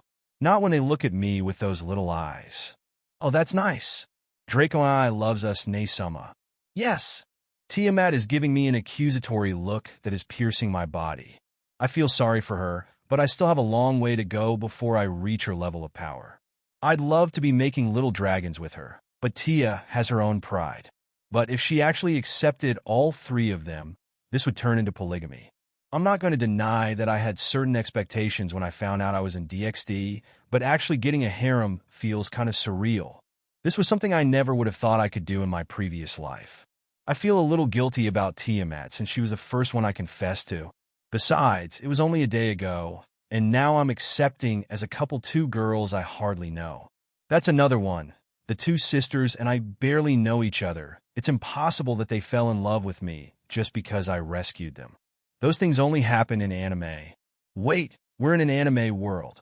Don't think about it anymore, Draco, and just enjoy the stage in front of you. Kuroka and Shyon hugging and shedding tears of joy. I'm full. Nei-sama, I can't eat anymore. Kuroka and Shyon are lying on the floor while stroking their slightly bulging bellies. I am amazed to see that each of them has eaten an entire gray wolf. I mean, a whole gray wolf could last me 2 or 3 days when I was a baby dragon, and I'm not going to say anything about when I was an egg. Kuroka, Shyon, go take a bath now that you've finished eating. Draco and I need to have a little talk. Yes, TNA. The two sisters soon obey Tiamat. It seems the Nekashu have somehow recognized her as the leader, although how she has done so is unknown to me. Once the two sisters are gone, Tiamat exchanges her friendly smile for a much more chilling one. Now, Draco, tell me a little more about these servants. Let's go back a little earlier. After Shyon and Kuroka finished their little celebration, we continued with the meal. Hey, Kuroka, tell me, Dana-sama. That affects the tone of voice. Besides calling me husband, it would be nice if it came from a mature woman, or at least an adult. But Kuroka's only 14, so I feel strange. I'm not a pedophile, as much as I love Lolis. I'd only touch a loli if she's legal. Call me Draco. I give her a little bump on the forehead. Well, it's okay. Draco-sama. Kuroka pouted as she speak. She tries to look sad, but I can see her lips curl slightly. She seems genuinely happy. Could you teach me Senjutsu? Senjutsu? Sure, why not? She's accepted it pretty easily. Nei-sama, I want to learn too. I want to learn too. Shyon joins the conversation. She seems quite excited to talk about Senjutsu. So Senjutsu, I think it's a good idea, since continuing to kill monsters in this forest isn't going to make you much better. I've noticed that the more you kill, the harder it is to level up. If I'm not mistaken, killing a few dark worms now won't do you any good. Tiamat's observation skills are impressive, as always. Yes, I've noticed that too. The stronger the enemy, the stronger I become. But I get less and less strength from weaker enemies than I did before. I think that's all I can tell Tiamat. I don't tell her about the system because it's unbelievable. I can't give evidence about the existence of this one. In that case, I'm going to have to ask you to stop killing the monsters that live here. This is one of the few places on Earth where monsters can still live freely and safely. Although some foolish humans try their luck entering the forest to hunt monsters. But that's what I'm here for, the guardian of this forest. That answers some questions. TNA, where is this place located? Koka asks him. That's a question I've had since the moment I was reincarnated. But to Tiamat, I know nothing of this world. I am just a dragon that hatched from the egg a little more than a few weeks ago. This forest is part of what used to be Babylon, the capital of the Babylonian Empire. If you ask for a country today, we'd be in a part of Iraq in Southwest Asia. We're in Iraq. I'm a little scared right now. I remember in my previous life, the US and Iran were starting a war, and Iraq was the first place of conflict. Iran had even launched missiles into Iraq territory. A missile won't fall here, will it? Can I survive a rocket or a nuclear bomb? It is impossible. I will die instantly. Something wrong, Draco? You're shaking. It's nothing, Good thing this is a different world. I don't want to get involved in wars between countries. You sure? You can tell me anything that's bothering you, Draco. It's really nothing. Boy, I think you should take the opportunity to talk about the servants with Tiamat. You'll have to tell her sometime soon, and I think this is a good time. You haven't talked in a while, old man. Don't expect me to talk to you much, kid. My time has passed. And now, there's only a little bit of my soul left in the fate system. I just want to observe how my successor is going to solve the problems of the multiverse. I think it'll be fun and interesting. I see. So you're a stalker. Fucking old pervert. I don't think you're the best person to call me a pervert.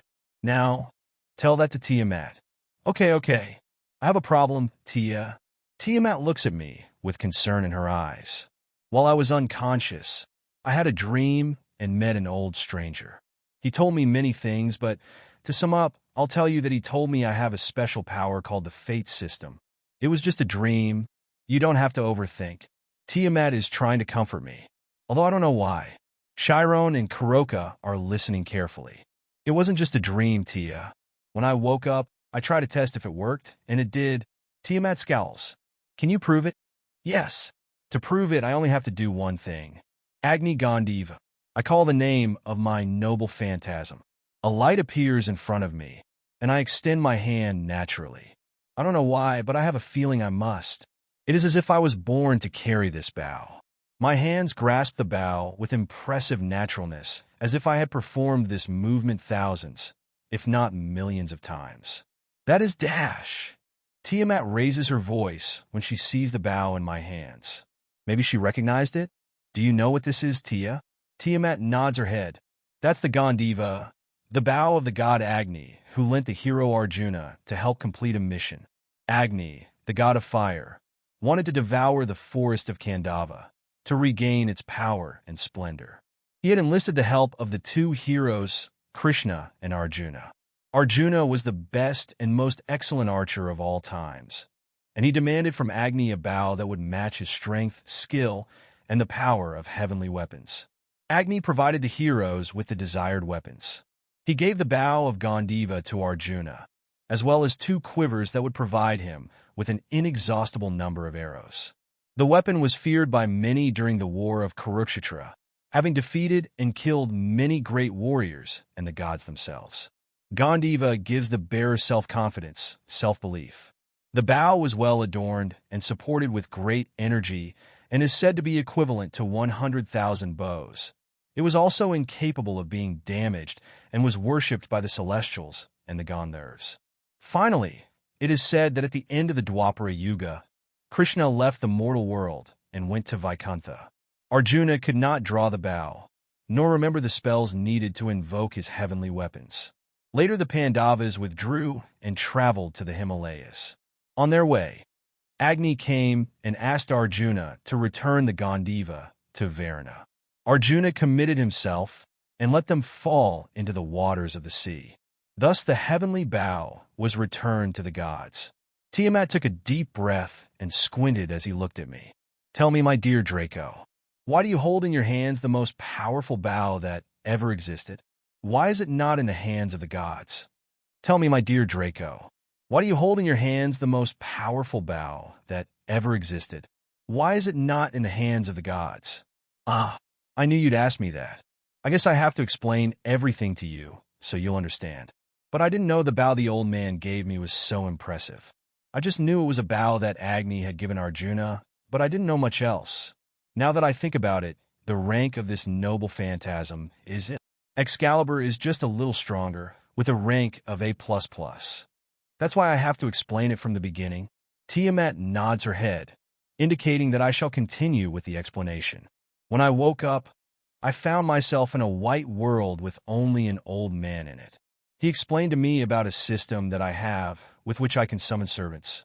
I did not know what a servant was, so the old man explained it to me. Servants are spirits turned into special relatives of the highest rank who are linked to the master. Typically heroic spirits under most systems. They can also sometimes be divine spirits, ghosts, wraiths, and living people depending on the various circumstances. I'm waiting for a moment so Tiamat can digest the information. Koka and Shyon are listening carefully. So, I guess you can invoke a servant right now, can't you? I sit with my head. I think this system could be considered a sacred gear, although you can't have one of those. Well, let's just finish eating and not think about this later. I'm full. Nay-sama, I can't eat anymore. Koka and Shyon are lying on the floor while stroking their slightly bulging bellies. I am amazed to see that each of them has eaten an entire gray wolf. I mean, a whole gray wolf could last me 2 or 3 days when I was a baby dragon, and I'm not going to say anything about when I was an egg. Koka, Shyon, go take a bath now that you've finished eating. Draco, and I need to have a little talk. Yes, Tiamat? The two sisters soon obey Tiamat. It seems the Nekashu have somehow recognized her as the leader, although how she has done so is unknown to me. Once the two sisters are gone, Tiamat exchanges her friendly smile for a much more chilling one. Now, Draco, tell me a little more about these servants. Nice move on your part, Tiamat. I can speak more freely now that the two sisters are gone. If what you say is true, this system is too powerful. But you still haven't told me how you got that bow. So I was still thinking about this. The bow is a noble phantasm. Noble phantasms are the embodiment of the ultimate mysteries of a hero that symbolizes one's existence through historical facts and anecdotes. It symbolizes the story of Arjuna and his excellent bow skills. So you can also get these noble phantasms with the system. Tiamat's deduction skills can be a little scary. But this is too powerful. Even Albion and Draig's juggernaut drive forces its user to pay the price. Do you have to pay anything to get this? I repeat, she is terrifying. Yes, I have to pay the price. Then I forbid you to use that system. At least let me explain what I have to pay. To get a servant or a noble phantasm, I have to pay fate points. The system causes no harm to my person. Tiamat's serious expression softened a bit when I told her this. I see. How do you get these fate points? This is where I wanted to go. Fate points, as the name implies, are related to fate. I get 1 point for every person whose fate I have changed. Right now, I have 1 fate point. Tiamat scowls and looks at the ground for a few moments. A fate point? You get it for changing destinies. But you've already changed the destiny of those two sisters. Why do you only have 1 point? Sure, you've spent a point on that bow. Okay. She's mumbling. And now you're thinking of summoning a servant, are you? That's right. Tiamat scowls. I still have something to explain. Tia, fate points can also be used for something else. What for? To turn people into servants, provided I have the consent of that person. Tiamat opens her eyes wide. She opens her mouth and closes it again repeatedly. Could you make me your servant? I nod with my head. What would I get out of it? Your strength would be increased depending on various factors, and I could give you noble phantasms. Tiamat nods and nods again. She continues to frown. In that case, why haven't you made Koka your servant? The girl has taken a liking to you. and I'm more than sure she would agree to become your servant without hesitation. I had thought of that too, Tia. But I don't think this is the time, maybe in the future. I don't want to rescue Koka from captivity just to tie her up again. That was one of the two reasons. The other was that I have always wanted my own servant. Tiamat's frown relaxes, and her lips curl. You're a good boy, even if you've taken the path of an evil dragon. Who knows, maybe your evolutions will take an interesting path in the future. While Draco was explaining to Tiamat, she was thinking, this kid, why does he have something like this? What is this about changing destiny? Art. I shouldn't have accepted this mission without informing myself first. I'm at the lake again. After talking to Tiamat, we agreed to invoke the servant when the two sisters returned from the bath.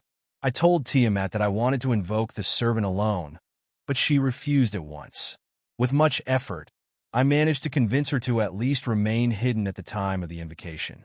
Koka and Shyon are with her now, hiding among the trees of the forest. One fate point used. You have to recite the following spell to summon your servant. Words appear in my mind, now I just have to recite them to get what I wanted so badly.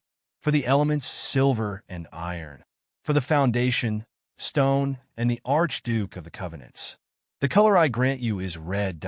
A crimson magic circle with a lot of strange symbols appeared a few meters in front of me. Build a wall for the wind. Close the doors in all four directions. Approach from the crown, and follow the forked path that leads to the kingdom. Listen, my desire creates your body, and your sword creates my destiny. If you hear the call of the system and obey my wish and reason, answer me. I swear, I will be all the goodness in the world, that I will overcome all the evil in the world. You, seventh heaven, clothed with the three great words of power, come from the circle of the link, guardian of the scales. The magic circle reached its full potential, and crimson lighting rose to the sky, threatening to split it in two. The light disappeared, and there was my first servant. Platinum-colored armor with crimson touches, a striking silver helmet with horns that accompanies the armor. The knight is kneeling on the ground, prostrating himself before me.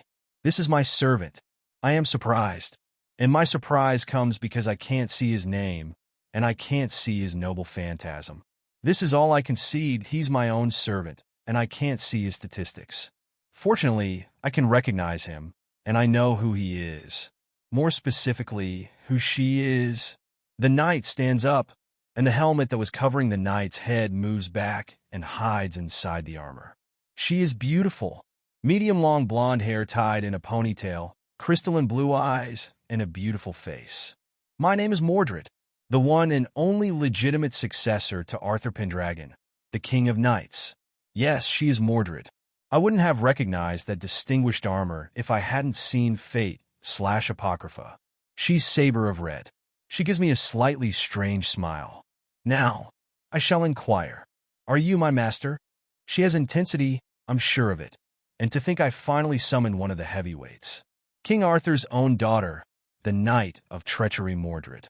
I'm going to take advantage of her not having the helmet to see her parameters. She is a good servant and seems to be quite strong.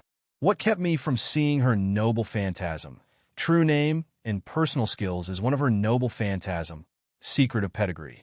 Secret of Pedigree is the helmet of Mordred given to her by Morgan along with the words, "You must not remove," told to wear it at all times to keep her identity and lineage a secret. Manifesting from the fact that it was never once removed in public until her final fight with King Arthur, it hides certain sections of her parameters, even from her own master. Her other two noble phantasms are related to her sword, Clarent. One of them is the sword itself. Clarent, it's a symbol of royalty that denotes the right of succession to the throne. It is a treasured sword that has a value equal to, if not greater than, Caliban, which extends the authority of the king's royal aura. It is usually a B-rank sword granted during the succession of the reign, but Mordred stole it without recognition. She obtained it by breaking into the vaults of Camelot when she temporarily claimed the throne during her rebellion, after inciting the incidents that led her father to lead an expedition after the traitor Lancelot. Because of this action, she was never recognized as a king, so the sword's rank is reduced by 1 to C, and she does not get any of the normal bonuses while wielding it. The last and most powerful noble phantasm is Clarent Blood Arthur. Clarent Blood Arthur, rebellion against my beautiful father. That's the full name of this noble phantasm. It is the full power, released form of Clarent utilized by Mordred, a transformation into an evil sword of hatred upon the condition of her holding it. It is not the proper nature of the sword, but an effect of the episode in Mordred's legend where she had stolen the sword from King Arthur's armory and then later used it to deal a fatal blow to her father. It is an application of mana burst that allows her to force her excessive hatred for her father into the sword in the form of magical energy. Then the sword amplifies it and enables it to be launched as an attack. I don't need the system's help to know all this information about Mordred. The Saber and Lancer classes have always been my favorite, and I've done a lot of research on them. Being Mordred one of the few Saber that appears in the anime, I have researched it even more in the past. For what I want to do now, I do need the help of the system. Holy fuck. She's too strong, too strong. Now that I look at it, she's small. I, who look like a 13-year-old boy, am about the same height as her. Koka is a little shorter than Mordred and me. Swoosh! The armor that covered Mordred disappeared, leaving only a small layer of clothing. It was a single piece of equipment that wrapped her breasts and arms, leaving her abdomen and back exposed. This was attached to a pair of gray trousers, which had a sort of red skirt and red heels. Her smile has disappeared, and now she is looking at me with a severe face. I am Draco, your master. I'm glad to know you. She doesn't answer me and looks at me with a strange face. She then starts looking sideways. You summoned me in a forest, and you're just a little boy. You were playing with your friends, and you summoned me by accident? Geezer, I think I understand how you felt when I was making fun of you. What's worse, she doesn't seem to have said it to make fun of me. I know you're hiding. Get out of there. You fufu, so you've discovered me. Even Drake wouldn't be able to detect my presence if I tried hard to hide it. It seems these servants Draco was talking about are more interesting than I thought. Tiamat came out from behind a tree. So Mordred is capable of this. I didn't really know anyone was there. It was my instinct to act now. She smirked. So, are you my masters? Mordred asks Tiamat. Hey, that hurts a little bit, you know. No, your master is that guy over there. Really? It really hurts. Yes. But to think that Mordred, King Arthur's son, was a woman. Oh shit. That's something you can never tell Mordred. Swoosh. I feel the wind pressing against me, and I step back unconsciously. For a servant, you're pretty rebellious, aren't you? Mordred was no longer in place and was aiming her sword at Tiamat's neck. Next time you call me a woman, I won't be able to control myself. Understand? For some reason, this reminds me of the beginnings of Apocrypha. So, what are you going to do? Are you going to deny reality, woman? No, this has nothing to do with the beginnings of Apocrypha. So, what are you going to do? Are you going to deny reality, woman? How much pressure there is right now. Both Tiamat and Mordred are facing each other. Mordred is overflowing with murderous intent after Tiamat's last line. I'm sure she would have slit Tiamat's throat 1,000 times by now if it wasn't for something. That something is Tiamat's hand, which is blocking Mordred's sword with one hand. Seriously, how strong is Tiamat? Not bad. You have power comparable to an ultimate class of middle class or higher. In fact, if you use those noble phantasms Draco told me about, I wouldn't be surprised if you could rival a god. Damn. Huh.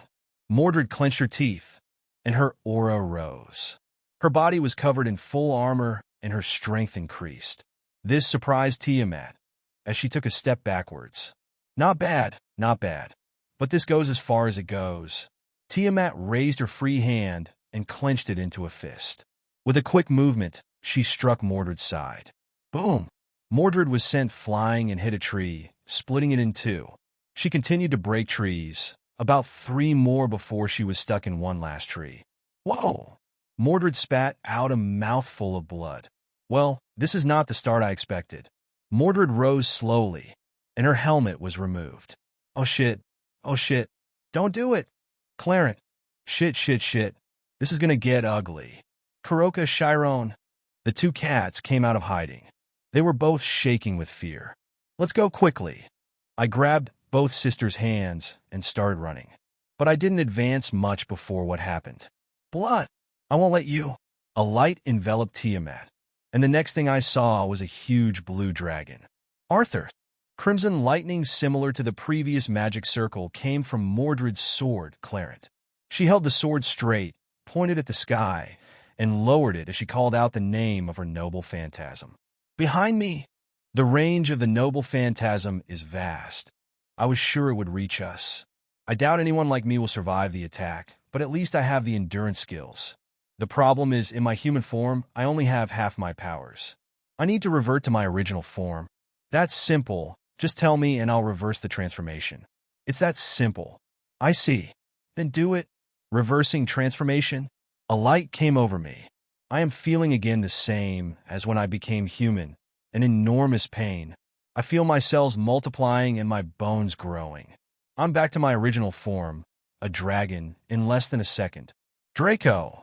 Draco I turn around and hug Koka and Shyon. Then I saw the sky in front of me turn crimson. That was the result of the noble phantasm falling. It wasn't falling right in front of me. It was falling towards Tiamat. The problem is that this was an anti-army noble phantasm, and the area of effect was very wide. The damage I'm going to get is going to be a small proportion of the noble phantasm, but I'm sure I'm going to get some damage. Boom! The noble phantasm fell, and just as I predicted, the shock waves reached my position. It fucking hurts. I feel like my bones are breaking. Warning, risk of death. Thanks, I didn't realize it. Suddenly, I stop feeling pain. When I turn my head, I see that it is Tiamat in her dragon form that is covering us. The noble phantasm soon disappears. Are you all right? Tiamat asks. Now that the danger is past, Tiamat has returned to her human form. Thanks to you, Tia. I put on a smile. This is the second time Tia has saved me, the third time actually. Tiamat smiles when she sees we're fine and turns around. There stood Mordred, sword in hand. Not a treachery, you're pretty good. You've managed to do me some damage. But you almost killed your own master, although I don't find that strange coming from someone who rebelled against her own father. Mordred shows a complicated expression. Sigh. Sorry, I got carried away. I think we've had enough of this conflict. We're allies now. We don't have to fight anymore. Besides, Shyon and Koka don't stop shaking. They're terrified right now. Koka is more stable, but Shyon doesn't seem to be able to hold out much longer. Aunt, can you take Koka and Shyon? I'd like to talk to my servant alone. Tiamat looked at me, and I tried to stand as firm as possible. It's okay, be careful. In front of me is Mordred. Tiamat has already taken the two sisters elsewhere. So my master is a dragon, huh? Yes, this is my true form. System, turn me back into a human. Understood. Again, the same process, but it doesn't hurt as much as it used to. I have also been researching how much mana I spend while in this form, and it seems that I spend 1 mana point for every 2 minutes that pass. I can maintain this form for about 4 hours and a little longer. This semi-human form is something I got today. I still can't take on a fully human form. That brings back memories. My father once fought my granduncle, who had turned into a dragon. Mordred no longer wears his armor, and he's relaxed enough. She at least seems intent on communicating with me. How about a fresh start? I see Mordred's not answering, so I'm going to take that as an agreement. Draco, I'm your new master. Pleased to meet you. I extend my hand to her. I am Mordred, Arthur Pendragon's only son and heir to the throne of Britain. I was expecting a handshake, but she clapped pretty hard. Now my hand itches a little. Draco, I'm your new master. Pleased to meet you. I extend my hand to her. I am Mordred, Arthur Pendragon's only son and heir to the throne of Britain. I was expecting a handshake, but she clapped pretty hard. Now my hand itches a little. But you still committed treason. I know perfectly well what Mordred is going to say next, but I want to confirm her answer. Depending on it, I can rely on fate, Apocrypha anime, to confirm her personality. That king didn't approve just by blood descent. Not one bit, including my talent. That's why a lesson had to be taught. That your governing had no meaning at all. She gives a paw to the ground while she responds. That confirms it. She's the same Mordred as in Fate/Apocrypha. But you don't want the throne, do you? At least you don't want to get the throne with the help of the Holy Grail. Mordred looks at me in surprise and smiles. Yeah, I won't become a king by the Holy Grail. The Sword of Selection. I just won the challenge of the sword the King of Knights unsheathed. The Knight of Treachery. As far as I know, she's just a sad little girl because her father didn't recognize her. She's just looking to be recognized in some way. Well, if that's what she wants, I'll take her to a stage where she faces her father directly. That's better than any wish the Holy Grail could give her. Meeting of Artoria and Mordred, that should be interesting. I smile involuntarily at the thought of it. What is it? She comes up to me and looks at me with a threatening look. This girl has a very aggressive nature. Nothing. I just thought that you'll be able to do it. Ah. Mordred seems a little surprised, but she soon smiles again. Well, where is our enemy? We're going to have a problem here. You see, Mordred, I have something to tell you about it. Don't joke with me. Mordred is grabbing the collar of my clothes as she sticks her face to mine. The closer I get to her, the better I can appreciate her beauty. As angry and aggressive as she is at the moment, she is still gorgeous. What do you mean we're in a different world? Did you cut off my connection to the Throne of Heroes? How did you do that in the first place? How are we going to fight the Holy Grail War? I can't answer if you don't let me talk. I don't care. Hey, system, where are my command spells? You don't have. What do you mean I don't have one? How am I supposed to control my servant? Command spells are something the Holy Grail gives the master to control a servant projection. Your method of summoning Mordred was different, and you took control of this one that had the Throne of Heroes. Supposedly, she should have to listen to all your commands, but you can't since your strength is inferior to hers. Can't I control Mordred if I'm weaker than her? That's right. Fuck. There is no Holy Grail war in this world. I can't explain exactly why, but I can only tell you that the concept of the Holy Grail war does not exist in this world. You and I may be the only ones who know about it. I hope this can answer her first question. And how do you know about war if there is no such concept in this world? Simple, because I'm not from this world either. Under Mordred's confused gaze, I explained a little more. Like you, I have already died once. But I was a normal human being. I could not have ascended the Throne of Heroes. For some strange reason, I ended up being chosen to save the multiverse or something. I know the explanation is somewhat vague, but the details are not important right now. Hey, were you human, Master? That's right. And how did you die? I was hit by a truck while saving an immortal goddess. That's stupid. I know. Mordred seems more interested in how I died in my previous life than anything else. I've severed your connection to the Throne of Heroes thanks to a tool given to me by an old pervert. Now, instead of having your existence tied to Aleia or Gaia, you're tied to me. I am similar to a master, but once I die, it will not only kill your clone, but your entire existence. The same thing happens if you die in a battle between servants. It's okay. It's not like I'm going to die anyway. I'd worry about you more, Master. Right now, you're weak. No need to remind me. Well, I've already answered 3 of your questions. Now, there's only the last one left. As for the Holy Grail War, don't worry about that. We'll have plenty of chances in the future. I think we can try to win the war at least 3 times, and we have a good chance of winning it. How are you so sure of that? How are we going to make it? Traveling to another world, of course. Mordred scowls as she looks at me. I think she's trying to see how much of my words are true, and how much is a lie. But I'm not afraid, since everything I've said is true. I like you, Master. When are we going to other worlds? She sure is direct. In a few years, when my strength increases. Is that so? She seemed very lively before, but it seems her spirits have just dropped a lot. So, what are we going to do now? To Mordred's question, my answer is training. After having the conversation with Mordred, we decided to go back to Tiamat, Koka, and Shyon. The reunion between Mordred and Tiamat was not particularly friendly, but at least it was acceptable. The rest of the day passed relatively quietly. We didn't do much, because it was Mordred's first day on this earth. When she was summoned, she received information about the world today, but only from human society. Tiamat took advantage of that moment to explain to me, Shyon, Koka, and Mordred. However, I knew I had to pretend otherwise. From the underworld to heaven, through the various pantheons, sacred gears, levels of power, etc.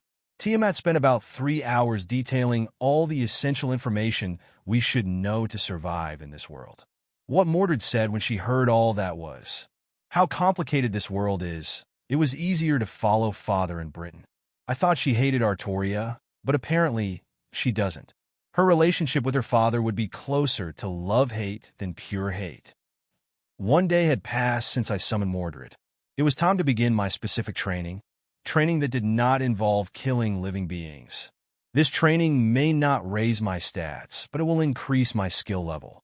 Increasing my skill level, no matter what category, translates into more power or defense for me. Increasing my skills is one of my goals, but so is getting new skills.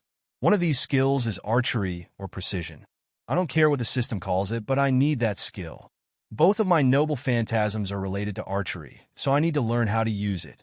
I don't remember any DxD character using the bow as their primary weapon, so I can't ask Tiamat to take me to train with that person. Looks like I'm going to have to learn on my own. That's why I'm here, 30 feet from a tree in the middle of the woods. I've separated myself from the rest of the group because I want to concentrate on this task. In the tree in front of me, I've drawn a kind of target. It's not the perfect target, but I think it can serve as basic training. I have in my hands Gandiva, Arjuna's bow. The problem now is that I have no arrows to practice with. Why don't you try creating magic arrows? Hey man, you could at least say hello before you say anything. Shut up. Just do what I said. It's okay. Let's see. I just have to create an arrow out of my magic energy, right? That's right. Okay, now I just have to focus. Focus, focus, focus. Man, I don't know how to do this. I don't even know how to use magic in the first place. MH. Makes sense. You've never had a magic training. Okay, for now, I'll tell you the steps you have to follow to create an arrow. Okay, I'm going to be your teacher for once. First, you have to feel the magical energy within you. Feeling the magic energy inside me. You better sit down and relax. It's okay. I have to feel the magic inside me. Am I supposed to feel something special? It's not like you can feel it instantly. This isn't like the skills of the system, where it helps you use them. You just have to concentrate and feel your own inner self. Sooner or later you'll achieve your goal. Sooner or later. Magic is an essence that resides in the body of every living being, but not everyone is capable of using it. The magic used in this world is based on equations. It's not bad, but it's not the most powerful. Which is the most powerful? Magic energy is ethereal energy that comes from inside your own body. If you can learn to use it, you will become a mighty magician. Physical abilities of a dragon and a very powerful magician. Doesn't that sound very appealing? Of course. Then shut up and feel the damn magic essence inside you. You already used it, remember? When you healed the human girl. You just have to find out what made you able to heal her. Feel the magic, Draco. Feel the magic, feel the magic. The magic essence is somewhere inside me. It is ethereal energy that resides within me. Something ethereal is intangible or ill-defined, and at the same time subtle or sublime. How am I going to find something like that? Or maybe I don't need to find it. What if the magical essence has been accompanying me at all times? The heart is what gives magical energy to the servants and gives life to living beings. Isn't life the greatest miracle ever created? Isn't magic the creator of miracles? Then the essence has to be close to my heart. Badump! Badump! What is this? My heart is racing. There's something strange there, something I've never noticed before. I feel I can control this to my liking. Can I take it outside? I'm going to try. I guide it through my blood vessels into the palm of my hands and out through the pores of my fingertips. Open your eyes and see what you've achieved, Draco. Yeah, old man. Dark light is surrounding my hands. It's similar to when I use Numbing Darkness Claws, but I feel it's different. Of course, Numbing Darkness Claws was a magic skill that the system helped you use, whereas now you're using magic on your own. Does that mean I don't need the system for these things anymore? Don't be silly. The system is something I created. As long as you have a skill, the system will help you use it most efficiently. Otherwise, you'll end up wasting your MP, and your skills will have less effect. I see. The system is truly impressive. Master, Looks like Mordred's calling me. She speaks to me by mental message. I'm here. I hear footsteps approaching, and Mordred appears. Do you need anything? That old hag told me to call you for lunch. Really? Who does she think she is? Only Master can give me orders. And even from him, I don't have to accept them. Looks like Mordred still doesn't get along with Tia. Is it lunchtime already? Yes, you've been training for over 4 hours, Master. Haven't you noticed? You've even returned to your dragon form.